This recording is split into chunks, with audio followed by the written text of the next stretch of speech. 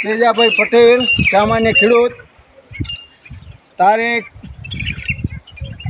11/8/2025ના રોજે ખેડૂતોની વેદના લઈને અમે થરાદ ગયેલા હતા. તે પ્રાંત કલેક્ટર સાહેબે શ્રી અમારો આયોજન પત્રક ખેડૂતોની વેદનાનો સ્વીકાર્યો. પછી મીડિયાવાળો અને પત્રકારો ભાઈએ અમારી ખેડૂતોની વેદના સરકાર સુધી ઉજાગર કરીને પહોંચાડી. કાલે 2 વાગે આયોજન પત્ર આપ્યો હતો. આજ સવારમાં વહેલી સવારે મીડિયાવાળાના આભારથી ખેડૂતોની વેદના મુખ્યમંત્રી સાહેબે સાંભળી અને સવારમાં વહેલો આદેશ કર્યો નહેર નિગમને કે ખેડૂતોને પાણી છોડો. વહેલી સવારે પાણી આ ખેડૂતો સુધી પહોંચતો થયો.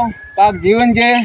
અને આગળ આ બાજુ કરો, આગળ હવે વાવ તાલુકાના વિસ્તારમાં ઢળી રહ્યો છે.